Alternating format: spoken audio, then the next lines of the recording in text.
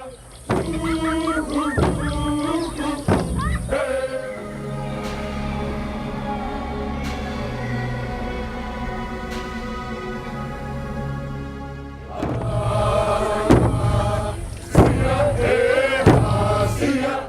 we celebrate a milestone on our journey to reconciliation.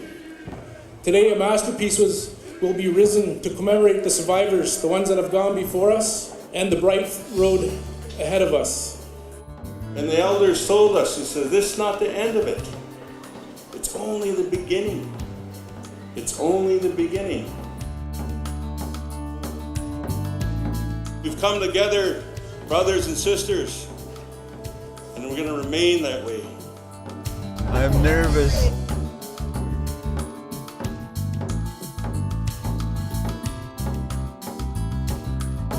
Big salad and roast beef, anyone? 7! Yay! But it's just a fun, so.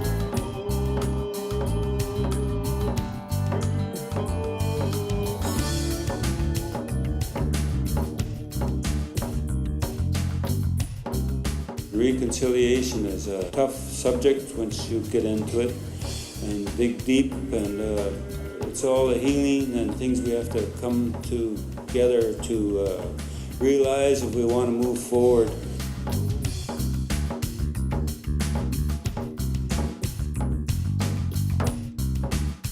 You can see the pole there, and the tent over to the right, that's where the elk. This is a monumental occasion.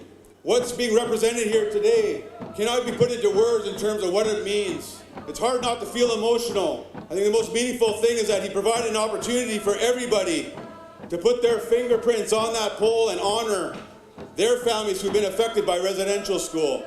The work tells the story of the time before, during, and after the Indian residential school system. A system that caused so much harm to this nation and to these lands. Let what is happening today be an example for true reconciliation around this world. Reconciliation is an opportunity for everyone to learn about the stories of the people who were harmed, and to learn how to make things better by sharing the stories and learning from them and not ever allowing it to happen again. It is friendship based on mutual respect and admiration. Today they're raising the totem pole, and what it means to me is it helps with the closure for anybody who went through residential school. It's just a reminder that who's still here to stay strong. There's been recognition of an event or a situation, and the conversation has brought us to a point where now we can say, people can continue the conversation and say what they need to heal. So they've been there, everyone's been at the table and talked about what's happened, how it's affected them, how it's affected their families, and now they are able to say, I need this to move on. The word reconciliation means that, we're atoning for the things that have happened in the past. I think it's incumbent on all of us to really make things right and amend, the wrongdoings of the past. It took a long time for me to get here, from being able to function and say what I have to say, and make without the anger and anguish and a lot of shame. So I dropped all that, and I'm here today, and I'm live. A lot of friends that didn't make it here, a lot of Res brothers and sisters. That's why we're here. We speak for them, the ones that aren't able to be here.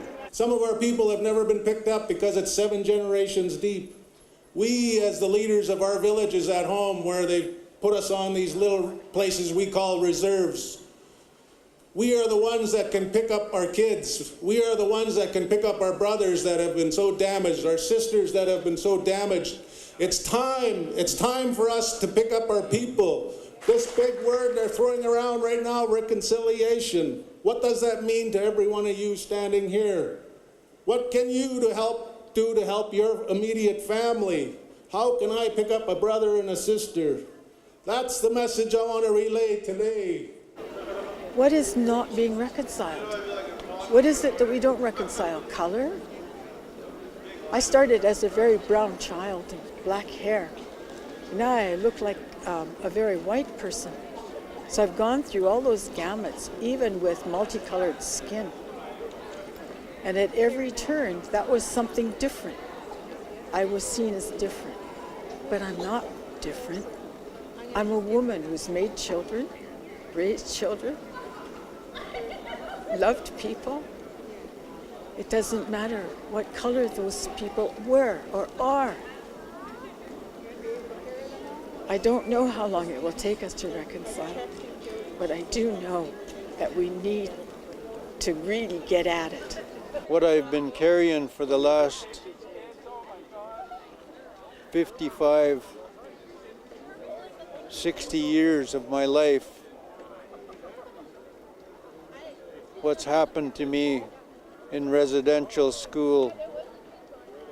I've become a professional in hate, in anger, and in shame and fear. But the word reconciliation, I feel, is something that I have to deal with very, very seriously, not only for my life, but the future for all of youth. And I have to look at it in two different angles on how I want to deal with it and become stronger, not only for myself, but for my family, my sons and my grandkids, my new daughters that I have, to try and come to a sense of healing for myself. That comes from old history, and we all have old stories about our history, oral history, and this is what we grown up with and understand the way the world works. And now this totem pole speaks of the time before and our old ways, the way we thought about the world, and then residential school gets plunked on our heads, and then we have to live with that. Events like this, where it's recognized and realized, again, how the suffering happened and how it has affected the people of First Nations ancestry, and allowing them to heal. And it tells the history of the Indian residential school survivors, but more importantly, it tells the story of all of the children that were kidnapped, taken to these schools, and never seen again. Whether they lived through that process or not, many of them were not seen again. Those children were kidnapped when they're 5, 6, 7 years old and torn from their families, shattering the families. But today we get to see a monument that should be standing in every capital city in Canada and North America, wherever those Indian residential schools were sitting. For us to be Aboriginal people and thrown into residential school or taken away to go to residential school, it's more losing your language, losing your culture, and stuff like that. It's more of the way I can put it, you know. You look at everybody walking around today wearing regalia, you know, bringing it back, because even the language. The ways of our Coast Salish people are people. That wonderful pole is what we call a marker. And I seen you put the nails in, thousands of nails representing the ones that died. And that is a true testament. It's a marker so that we never forget. We never forget who they were. each and every one of those souls, those spirits, will remember today going forward. I like what you said about before, during, and after. The before represents who we were and who we are becoming again. During, I was remembering, and I heard the speakers, and we all heard what happened, the tragedy that happened in those schools to our people, our children. And after, this is today, going forward, once we put that pole up, it's up to each and every one of us, like I said, the red, the black, the white, and the yellow, to carry this. We witness this. Each and every one of us witness what's going to happen here today. And we truly are carrying out the Truth and Reconciliation 94 call to action to educate, educate, educate. So we know that'll never happen again. We know that.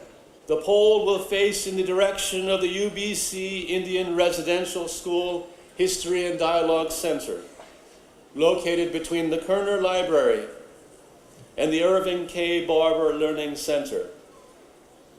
The IRC will open in the next academic year and provide residential school survivors and communities access to the records of truth and reconciliation. I'll be so happy once that they have the building, that they'll have records and things of all the residential schools. Once the students, they could come and research if they need to find maybe their ancestors' records of their great-great-grandparents and that. I'm kind of excited. I like to come and look at it once it's built. It's great to see so many non-natives here hearing these stories, and I don't think the change is going to come inside our own communities. It's going to come from you outside of the general public of hearing these stories, and you guys are the ones that are going to help make the change on behalf of First Nations people.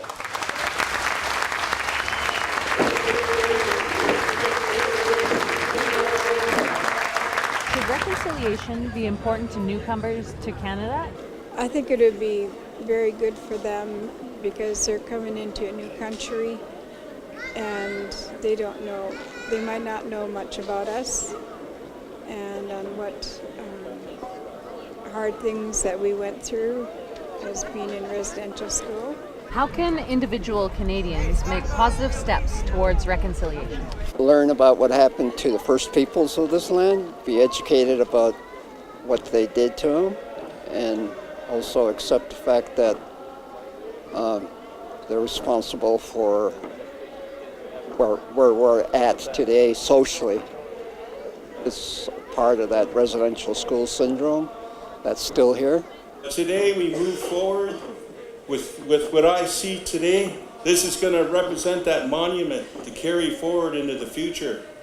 It stands for a marker of our ones that never came home, of the history of our people, in that the black, the white, the red, the yellow, it's all our responsibility from today forward to remember what happened here today. To remember what happened here today, and reconciliation is a big part of that.